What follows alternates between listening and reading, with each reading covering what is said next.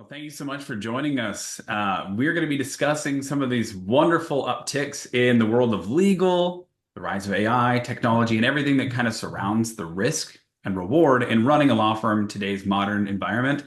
And I am so grateful to be having this conversation with you, Liz. Liz is the founder of Orbital Law. She has a fantastic background working from Fortune 50 to being a startup founder herself.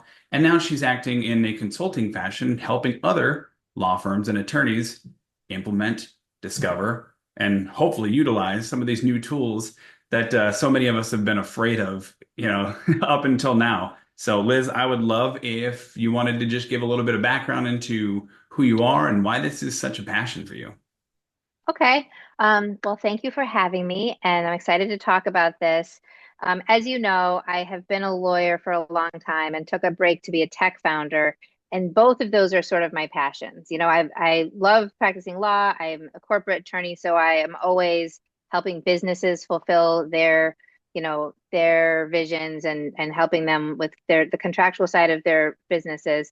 And I also love technology and I love implementing it just to make my own life more efficient. Obviously, the startup that I did was to try to help parents make their lives more efficient. So to me, it's always about using technology, deploying it to help people solve real world problems.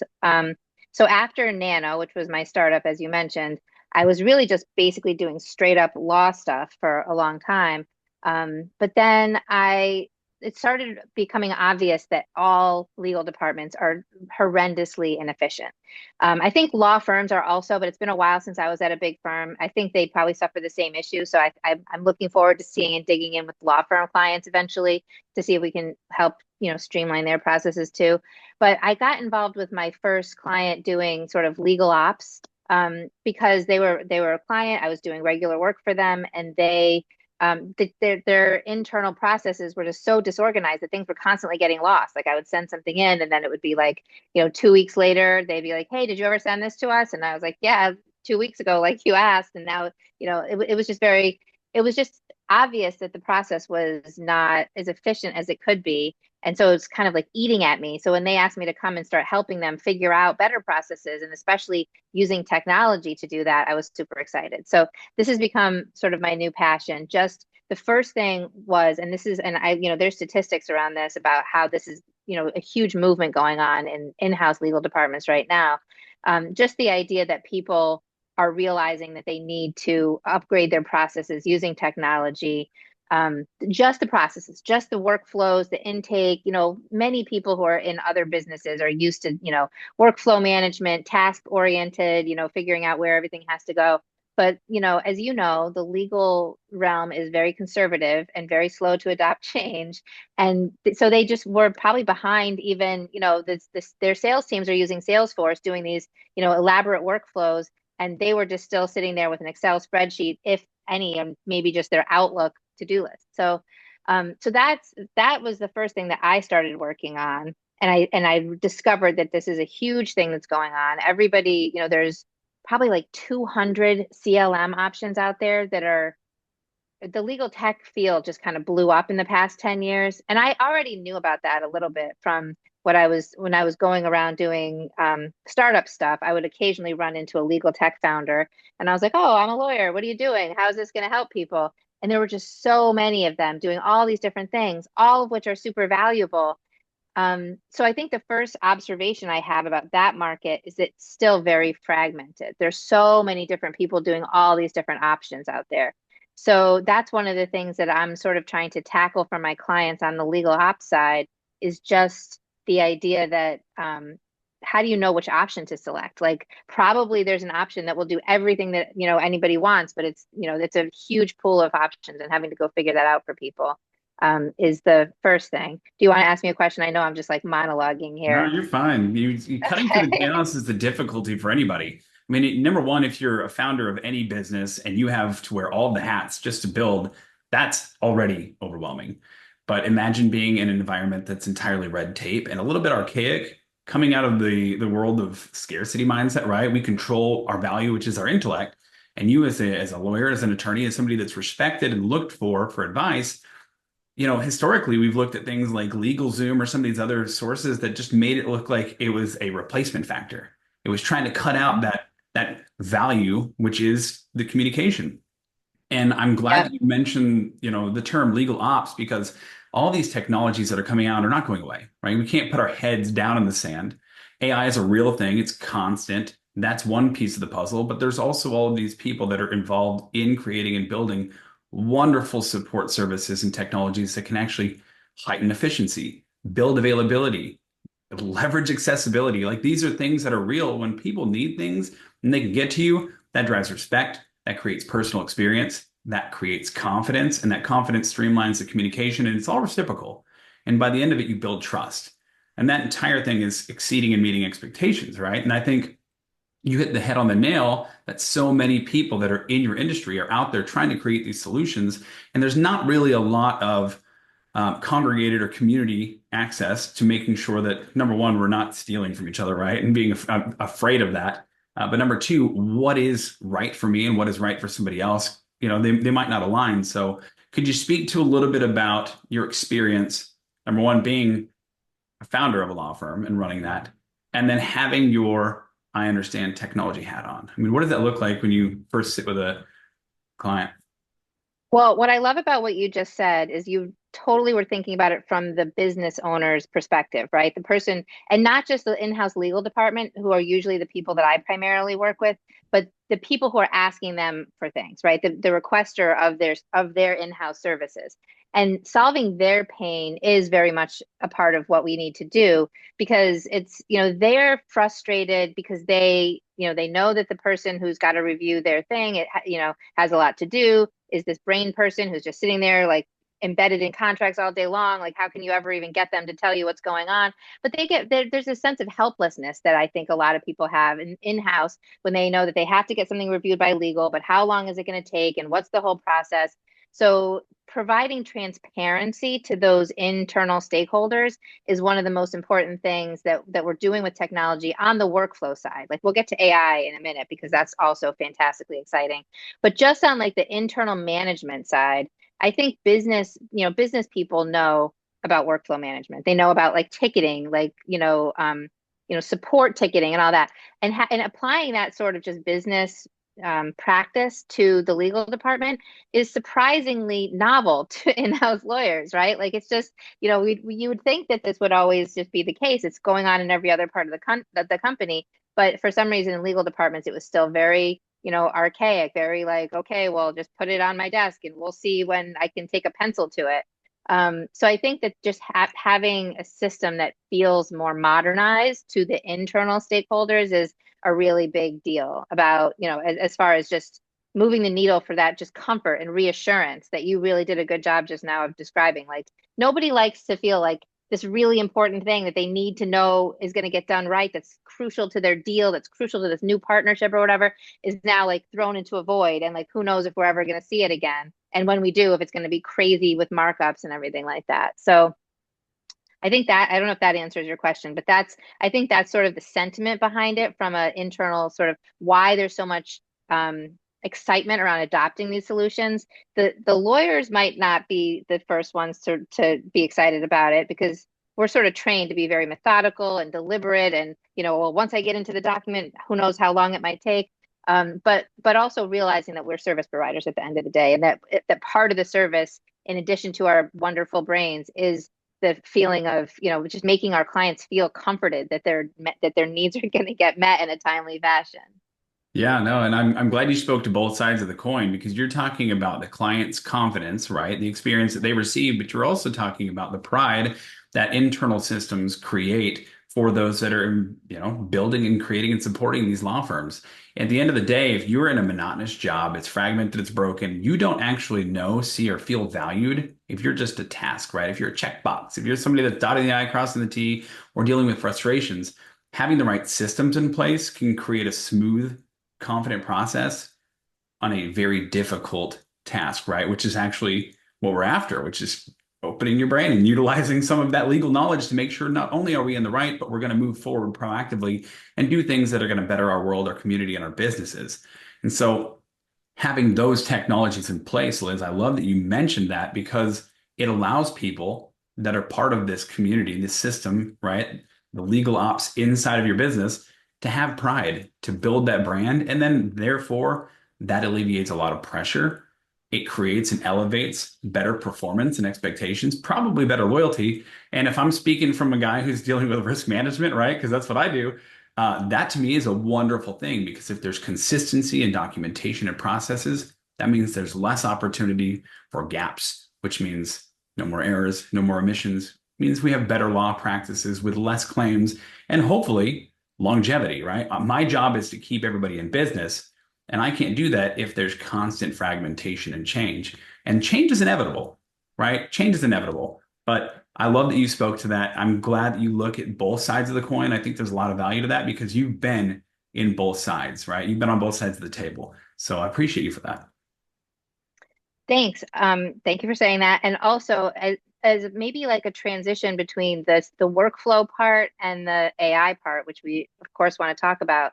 Another thing, and what you were saying about just the comfort and the idea from a risk management perspective that we are trying to create a consistent product. That's another thing in in-house groups and in law firms where it's an individual lawyer and a person who's like, one person might think this is the most important thing that they're going to find in a commercial contract, and another person thinks that, oh, this other thing. So another huge trend that I'm seeing is playbooks and templates. So everybody has templates. Like everyone's got form documents that they try to get the other side to use, blah, blah, blah. Sometimes they win depending on the leverage they have. But the idea of playbooks, especially when reviewing things in commercial contract realms where you get the same type of contract a lot, but it's usually on the other side's paper. So you want to be able to review it. You want your internal team to always be sort of reviewing everything the same, regardless of which individual person is reviewing it. And so that's something that people are starting to get more excited about. It's not just a matter of, throw it to the smart lawyer and then whatever they come up with, we're just going to assume that's it. A lot of the things, especially in commercial contracts and businesses, that is important is having guidance from, upper level management about our risk, our risk acceptance levels and what things we really care about, what things we're never going to accept. And in my experience, every company is a little different on this. Like some people say, we'll never do this. We'll always do that. We have to have this provision. We never can have this provision.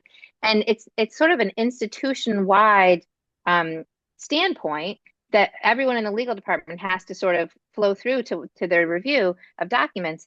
And if it's not, if the organization doesn't have a top down, like, hey, this is our risk assessment. This is like, we need every contract reviewed that anyone ever signs versus we need only things that are over a certain dollar amount or only things that have this kind of thing. Those types of policies, getting them in place one time, getting them in a playbook that everybody has access to, and then finally, this is the crazy thing that's going on now, getting AI to be able to implement that playbook so that they're actually able to mark up the document, do a first pass of the markup with those preferences in mind. That's sort of changing the game, not just in efficiency and getting the legal talent to be able to be way more efficient in being able to address a lot more contracts, but it's also so great for consistency. And I feel like that's from a risk mitigation perspective, consistency is almost the most important thing. Yeah, no, you're speaking my language, Liz. Number one, I gotta emphasize there's no such thing as perfect, right? Perfectionism is something we strive for, but we'll never hit. So we practice excellence. And when you have a playbook or you have a specific rhythm that you're used to and everybody buys into, it alleviates some of the pressures. And what I mean by that is it alleviates the pressure of missing a task. If there's expectations that are set from the get-go and you're meeting with lawyers from different walks of life, different sides of the table, yes, you may have the playbook to start, but collaboration is something that will always, always be instinctive, regardless, no matter what the deal is, no matter what you're sitting at the table for. And disruption's a nasty word, right? People hate the word disruption because they think automatically my life's going to be chaos. Something's totally different. They're trying to replace, not embrace me. I don't like disruption. I think if you practice excellence and you have a playbook and some systems in place to make a smoother process, you're alleviating some of that stress and you're opening the perspective to seeing gaps, to seeing opportunities and really create innovations. And innovation in itself is an invitation to create. I mean, at the end of the day, we can practice better. We can make better conjectures and better opportunities come out of nothing if we've taken the stress away from the stupid, monotonous job that we have to do, right? Because we all have these jobs. We've got to pay our Yeah, bills. and nobody wants to do that stuff. That's why AI, I don't know. I I was a late, I mean, we're still very in the beginning of AI, but in the beginning of Gen AI, I was like, oh, whatever, this is never gonna, like, all it can do is write things that sound good and they're not even correct underneath, and everything has to be double checked. And I know we're gonna get to this. We're never gonna stop this conversation without saying there always has to be an actual lawyer at the end of all of this stuff. Like, none of this stuff, even no matter how good AI gets, is ever gonna be like, just throw it through the machine and at the other end it will be all done and no lawyer ever had to look at it. So there always has to be someone looking at it. But gosh, can AI just stop you from having to do the monotonous, boring things that are just like nobody wants to do that work? You know, but nobody takes pleasure in marking up an NDA the exact same way every single time. But like, okay, it's the same thing as always, and they forgot this, and we have to add that, and we have to take this out. Like that kind of task is just if it can't, I guess I've always felt this about technology, and now I finally feel it about AI. If it can be delegated to AI, then it should be, right? Like not everything can be. The more important, harder questions, the more creative solutions, like no, AI will never be able to do that. But gosh, the stuff that we can delegate to AI is the stuff that nobody really enjoys doing anyway. Yeah, it's like it's the gateway to opportunity. I mean, it's funny that you're speaking the way you're speaking because correct me if I'm wrong, you were involved in editorial and publishing review prior to law, right? So, Mm-hmm. so somebody who had to deal with going through and dotting the I's and cross the T's, marking things up and checking. Spell check's been around for a long time. Grammarly, we get ads on all the time. Nobody wants to be sitting there striking through, correcting, and reverbalizing everything when we could process it through an automated system like AI, right? We set our own parameters. Everybody's got their own specific parameters. We're not talking about personal information. We're talking about document construction. And when you get that out of the way, then the conversation becomes more fruitful. You get away from the aggressive tick and tack. You give me this and I'll give you that. And then we all get tired and we finally agree on something. This alleviates that, right? It allows us to have an actual opportunity to discover something that's more abundance, right? Living a balanced life. And there's no such thing as balance, right? We're all on the clock all the time. But really, there is. Balance comes from reducing stress. And if AI can do that for us and take some of those monotonous tasks off the table from the get-go, we're more profitable. Our clients feel better. There's a stronger level of confidence, and there's clarity in our brains and our mindset when we approach the table so that we're not approaching it with this walls up mentality of I'm already exhausted before we even started. Yep. And you're right. I was a copy editor before I went to law school. And I find it fun. Like I could still sit and probably hand edit a book if I had to. But I think that something that people don't realize is that there are two different ways of using your brain. Like the very detail oriented one where it's just like I'm correcting this, right? Like it's not about creativity or negotiation or thinking about the legal or business side. It's just about fixing mistakes, right? That part of your brain is a different part than the part that really is going to be like taking in the whole of the contract and thinking about all the implications and how is this really going to work and how are people going to do it. And I think that having to do too much of that sort of, I guess it's, what is it, right, left brain stuff, like that real, like just very specific, meticulous job, it kind of takes you out of the creative and holistic and clever mindset that you really need to find the more important issues. And I think you're right. I mean, I don't know if this is what you were saying, but I definitely think if you're so fixated on the fixing part, then you're going to forget about the, hey, do we really want to agree to this? Because think about the implications down the road, 10 years or something like that. So all together, it just all makes for a better overall work product that I think people are more enthusiastic about. And honestly, the business can do more of it, like a lot more that like depending on the company. I think there is a case for the business doing the first AI version of the markup. Again, it has to go to a lawyer eventually, but the business being there with the AI that's going to be raising the questions, it's going to be like, is this what you really mean? And they can take some ownership over that process too, which makes it faster, and they can feel more, involved in it. Everybody's a little different on in how they want to organize their legal team, but there's a lot more opportunity for different voices, different considerations to be involved when one lawyer is not sitting with a 50-page document for 2 weeks before it can finally get moved on. Yeah, no, and I appreciate that. It's embrace, not replace the people around you. Give them the support and the tools they need to do a better job and have a not only clearer mindset while doing it, but a higher level of excellence and hopefully stronger pride, right? While doing it. Nobody wants to be diminuized as somebody that is just the task, just the person that's scratching things on a piece of paper. You want to have actual resource to bring, which is your ability to think through things and create outcomes. And that's what everybody's coming to you for, right? As an attorney, as a lawyer, they're looking for a solution. They don't really care about the processes of back and forth negotiating of a contract or the back and forth, arbitration or deposition or whatever, wherever you're at in this process. They care about the solution. They care about the end of the road. And when you leave a client happy and it's been a smooth outcome and a smooth process to a very difficult discussion, you're going to win all the time. So I do think that there's a place for that. I do appreciate that you're touching on AI because you said that you're not an early adopter, Liz. I think it is still very early in the conversation with AI, especially dealing with the realm of legal practice, right? Running a law firm and having that requirement to be seen as somebody that's right, as you're an elevated person in society. You're somebody that we respect because you have your degree, you've got all of this learning, you've got all of this education behind you, and you've got this understanding when I come to you that if you're going to charge me, that there better be some merit behind it. And AI in the last 2 years went from nothing to basically everything across every market segment that exists. And we're kind of shifting the conversation here a little bit, but even in the last 12 months, we've seen such a massive uptick in every industry talking about this.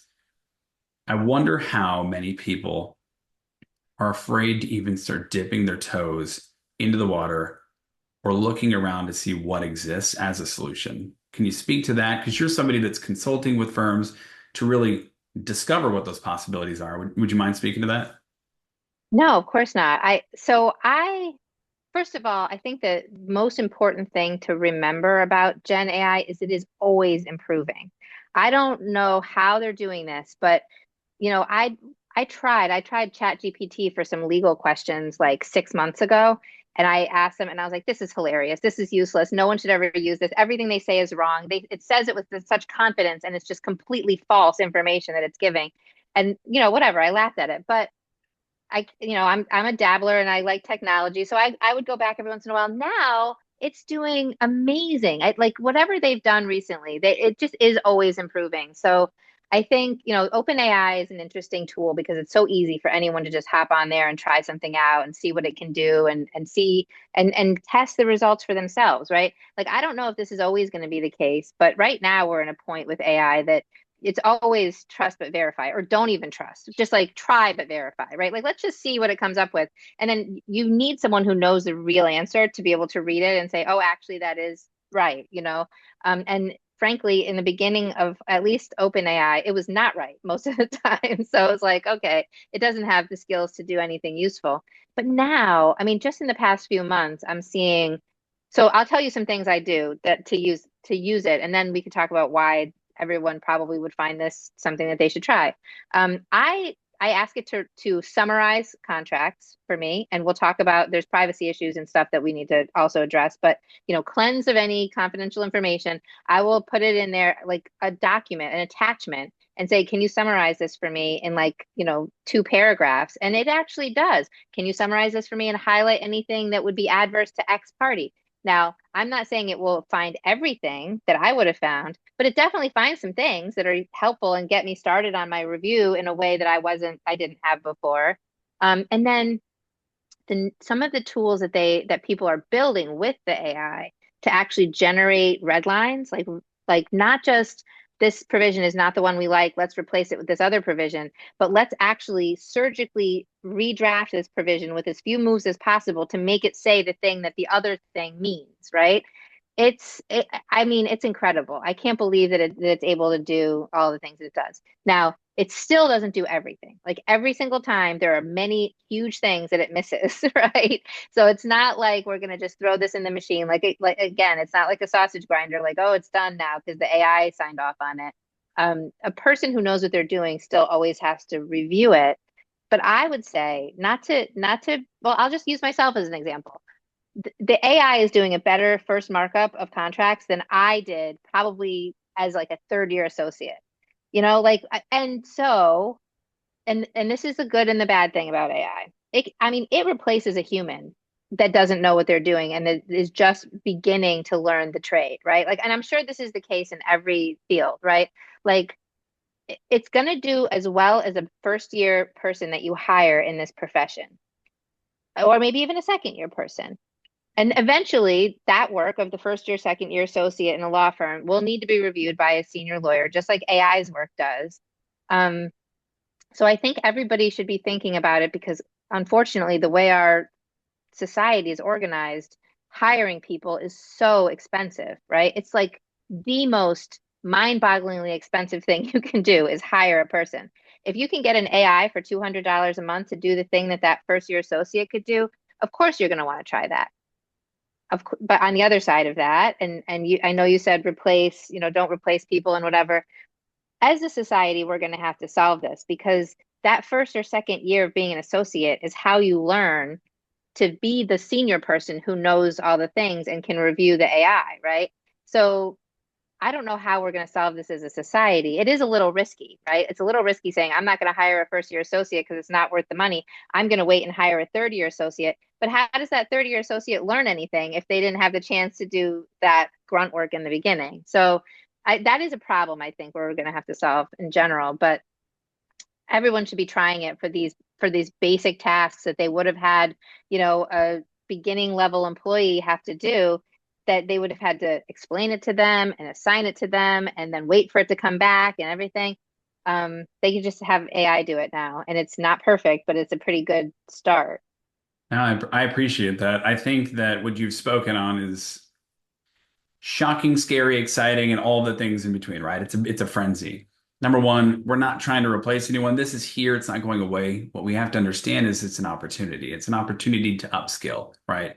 Yes, it's going to be able to do a lot of these monotonous tasks, but we already hit on that. We already talked about the fact that we can validate, create, and build new opportunities. And if we can upskill those people that are in the trenches along with us, young associates or even junior, moving to senior associates, they will see higher returns, higher efficiency, better credibility, and hopefully faster tracks to success in their lives. And I don't think there's anything wrong with that. Now, whether or not that is something that brings merit right away, probably going to need peer review, right? You're going to have some internal peer review, making sure that nobody's, really replacing or botching the systems and jumping too far ahead. But there's some value to that. And I think generative AI as a whole, and you've spoken to this, is something that can be a wonderful tool, right? You talked about putting in a contract and having it summarize at a red line. Everybody does that across the market or has tried it with just emails. And I think that that gets a little dangerous if I'm speaking from the risk perspective. So understanding that you're stripping out privileged and confidential information is a number one priority. You got to do that because OpenAI is open. The reason it Yep. grows and it's getting better is because people are allowing it to access a lot. When you normally go and process these things, you can actually have it go through your inbox and get a familiar tone for who you are. And that's not something that I would suggest in this industry or mine. No. Yeah, But deep fake yourself. right, but there are reasons that we would want to look at it, right? Taking a boilerplate contract that doesn't have any information in there and you want to make it look a certain way or specify a very specific clause, that's value. And that's something that saves you time. It allows you to give experience to that associate that's a little bit more tangible. The example that I see first and foremost is number one, we're wearing all the hats. If you send a text or an email, you're waiting for a response, right? And it's weird how archaic it is, but if we picked up the phone and had a conversation, we can get our answers faster. And then we document it. So having that understanding that this is taking those tasks out and giving us the response faster is a good thing. And let's be honest, most people that start a firm of their own went to school to be a lawyer, not a marketer, not a sales rep, not a cold call machine, not somebody that's an associate themselves, right? You want to have respect for the job you're giving yourself, especially if you decide to start your own firm. So generative AI itself allows you to create beautiful, wonderful marketing pieces, sales pitches, things that allow you to elevate your brand. And then at the end of the day, allow you to have that pride in what you're doing. And I think that's where a lot of the value chain is coming in right now. And I think as things progress, communication is going to get stronger, access and efficiency is going to get better, and then it's going to come down to accessibility. So when and where can I get into Liz's brain, right? Like how can I get Liz? And if you have less work to do, hopefully that means you're more available. And if I do call you on the phone, as opposed to waiting for a response via email or text or whatever, that embraces the human part of this culture, which is that I know, like, and respect you. I trust you. I have a need. and I need you to help me with that. Let's get on the phone, right? So I think it does come full circle.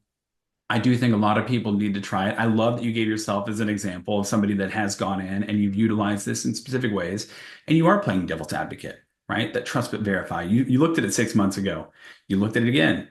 It's going to keep progressively ramping up faster and faster, and we can't put our heads in the sand again. There's no such thing as replacing you entirely because you are the legal expert, but we have to understand that tools are coming out of the gate that can make our jobs easier. Um, so I really appreciate your perspective on that, Liz. One thing I really, really want to talk on is the fact that you are somebody that has your own firm. You are placing yourself out there as an example of somebody who is constantly investigating and implementing new tools and processes. Do you feel like you're leading the way? Do you feel like that opens the conversation to other firms to see that you are not only somebody that talks the talk, but you walk the line? Yeah, I mean, I'm not sure. Let's see, how can I answer that? I think that my skill set is unique in the combination of technology and law. I don't know why. I mean, lawyers are very smart and creative and problem solvers and everything. Um, Maybe very risk averse. I'm not the most risk averse lawyer. I'm sort of the lawyer who's like, well, you can do it. Here's the safest way you could do it, but there's still some risks involved, but go ahead and do it that way if you want. So I'm definitely not the one who's like, warning my clients about every possible, I warn them, of course, but like trying to get them to never take a risk because obviously if my clients are businesses, risk is their business. Like that's everyone's got to take a risk in business. Um, so I don't think that I'm not really leading the way in telling my clients to use AI or these technology things for other aspects in their business. I'm just helping them use technology to solve their legal process problems, which, as you know, because of the fact that for some reason lawyers are less likely to be, really, sort of forward thinking and wanting to adopt novel solutions, or because that's risky always. Um, they tend to be behind. They tend to need this revamping. And then in big companies and small ones too, the the legal function touches every other part of the company. So I think that I'm starting to see that with a few of my clients that we are building this cool process for the legal function, which now everybody has a reason to access because they all need to, get a contract reviewed or get legal advice on something. And then they interact with the process and then they're like, wait, can you build that for finance? Can you build that for, trade compliance? Can you build that for HR? Like, can we have a repository where we do all these workflows? And so I think that's the way that it kind of like, reaches all the different parts of the business with all of these solutions. But mostly the people are just excited to have the legal function a little bit outside of the black box because for some reason it seems like the most black box part of any organization is like we don't really know what you do. Like, it's almost like the lawyers like wizards in the basement. Like we don't know. We just like throw the frog down there and then you send us back like a horse because you figured out how to make it magically turn into a horse. Like I don't know why that is. Again, maybe it's because of the archaic arts of our profession, but I think people just like it to be like elevated into the light of day, and they like the idea that we are using technology to make it more efficient, faster, and more transparent. So I think, yeah, like I said, a lot of parts of the companies are already doing that. But if we can do it even better and be really impressive on how we can revamp the whole department, sometimes they want to adopt our solutions for those other parts that are already kind of doing it pretty well. Yeah, cascade of collaboration. I think when you're siloed in a business historically, and you find a creative outlet to embrace and really streamline a process, and you see it with an open mindset that it can affect other areas of your business, it cascades, and it's a ripple effect that really elevates things. And one of the things that I love that you talk about is that each individual firm is personalizing this. Yes, you have knowledge and experience in discovering and implementing tools. Is it the same for everyone? Hell no, never will be, right?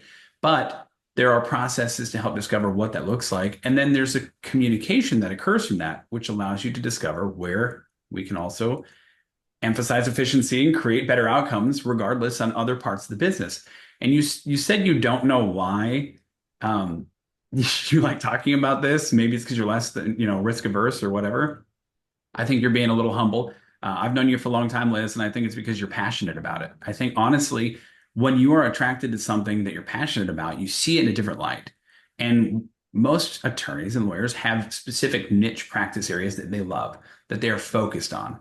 And technology development may not be something that they want to talk about. They know they need it. All day they know they need it, right? But every day they wake up, there's a waterfall of problems and there's fires at the end of the day that got to be put out. And they can't take their mindset away from that because that's where their passion is. They don't want to. If they go out and try to hunt down different CRMs or different processes or different playbooks that might work for them, they're going to feel diluted. They're going to feel overwhelmed. They're going to feel exhausted. And at the end of the day, may not actually find merit to make a change.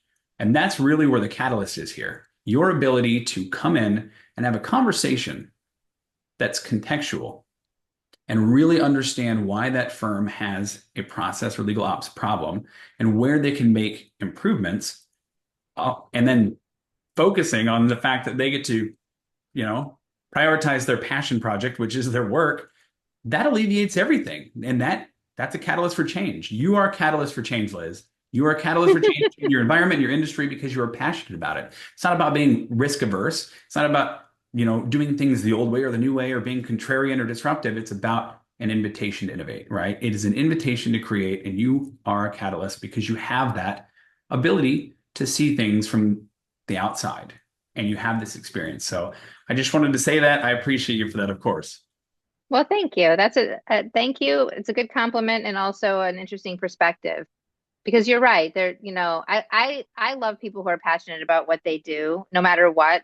But you're right. The average tax lawyer is just so passionate about tax law, right? Like they don't want to think about anything else. And you kind of have to be in order to do some of these things. But I'm definitely more of a generalist in my practice and just seeing the whole company. And I know you have to do this in your profession too. Like you have to understand your client in order to help them, right? Like you have to understand it's not just there's one right answer for everyone and oh, I'm just going to give you this solution that I think is everyone's solution. That it's impossible for there to be a one size fits all solution in our industries. So it has to be about getting to know what the client or customer really is looking for, and then it has to be tailored to that. It can't be, generic. And I think maybe that's why there's so many products in the legal tech industry because innovators in this industry, I mean, obviously it's a expensive industry. So I'm sure there's the perception that a lot of people are willing to spend money to make it more efficient, and that's probably true. But then everybody's seeing a different problem that they want to solve, and their solution will appeal to some other people who also see that as the biggest problem. But yeah, that it does make for a very noisy market when people are trying to adopt solutions. Yeah, technology in its place in business is a foundation for communication, and I think you've spoken a lot to that. If you have the foundation to open communication and these processes are smooth, right, a good, strong foundation, well, then you do get to understand what the client need actually is, and that creates a better experience and a better outcome.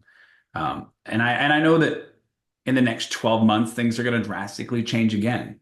And so having somebody like you in the field with your perspective and your understanding that you have your own practice you're running, right? You're not just somebody that's out there as a consultant, you're running your own practice. Over the next 12 months, the value that you're going to bring with your perspective, your opportunities, your ideas, your collaboration it's invaluable because you're going to see night and day shifts. You're going to see opportunities where fly-by-night firms are going to be gone because they're ones that didn't set up right, right? And then those that drive true value, which is client success and solutions, they're going to embrace that. And they're going to have to innovate. They're going to have to be more creative. And you are creating an environment where it's palatable, it's exceptional, and it's fun, right? It's energizing, as opposed to being scarcity mindset. So I Yep. appreciate it for that. There's a lot of risk in law. There's a lot of risk. What you do is not easy. Understanding that you are running a business, that you are your own sales team, that you are the person that is a legal expert, that you are looking proactively to not only protect your clients, but protect yourself, right? CYA, you got to cover your own ass. These are things that you're wearing all the time. And there's a high level of risk that comes with that. And so understanding when a technology does fit, when it doesn't, that's a difficult thing to figure out. And I think that is a skill set that only a few have, and you were one of them. So I appreciate your value and your perspective and how you've shared on that today. Thank you. I think that it's also, to add to what you said, it's also a matter of understanding how to use the technology responsibly. right? Like it is a little bit of a free for all, especially with the Gen AI stuff right now, and especially with the idea of like, oh, sure, just upload all your things, or like you said, scan your inbox, and like, um, I'm wondering, I would like for there to be changes in the rules of legal ethics. Honestly, that's a pet peeve of mine because the rules of legal ethics, which are very important to the profession, are almost entirely focused on litigation, and very few of them even address the corporate aspect of law. But the idea of how to use AI responsibly, both in terms of how to not have it replace true legal analysis, that seems pretty obvious, but also the confidentiality aspect of it. I think that's a thing that people are very undereducated on, and it's just, I mean, some I know of one state actually that has adopted like a broad Gen AI policy. Like you're not allowed to use it with respect to anything having to do with contracts involving that state, unless you disclose it and you have to explain how you're using it and why you need to. I think that's going to become more common.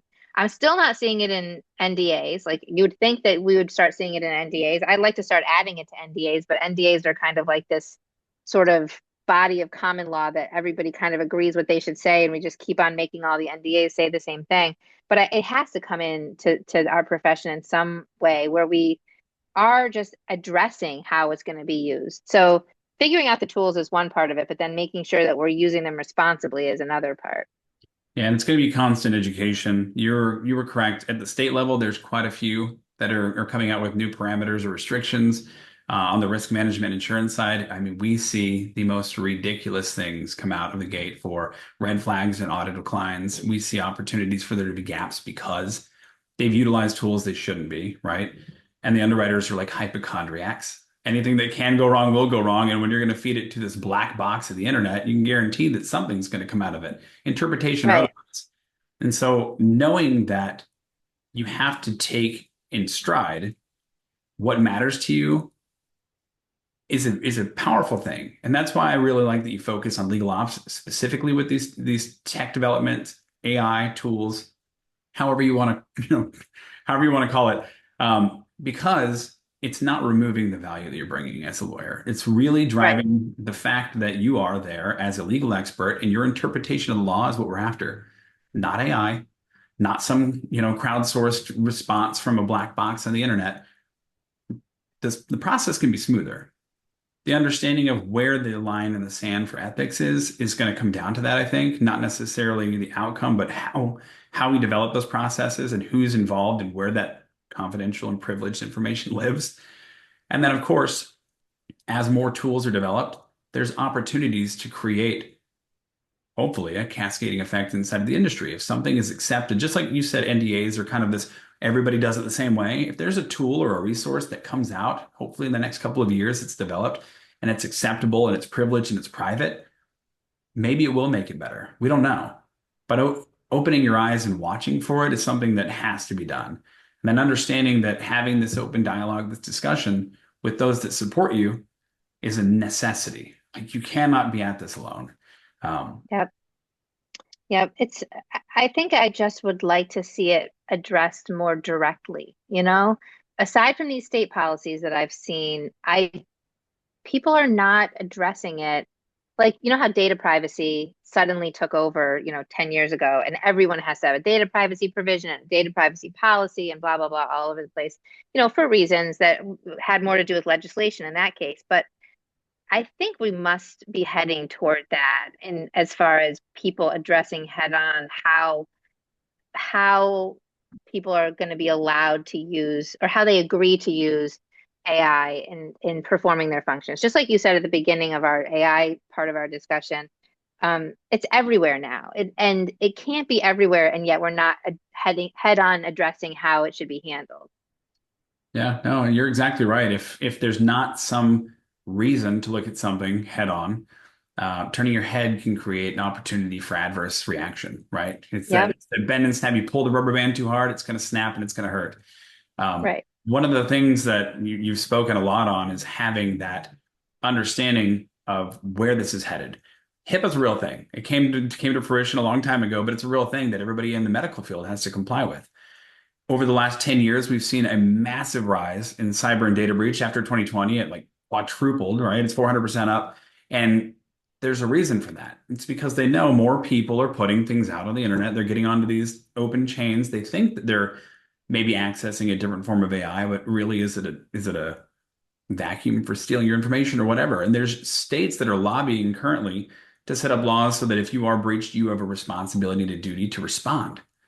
I love Hmm. that there's a duty to respond, but you're right. We're missing the proactive sense of just don't do it. Here's the line in the sand. Here are the rules and Right. regulations.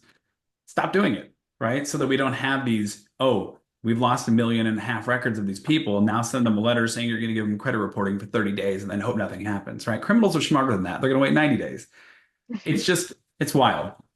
And in your Yeah. field, in legal, the value there is so much more pronounced than a mom and pop store that might be getting breached. It really is something that could tangibly affect somebody's life, their community, their entire business, and those that the business supports. It's wild.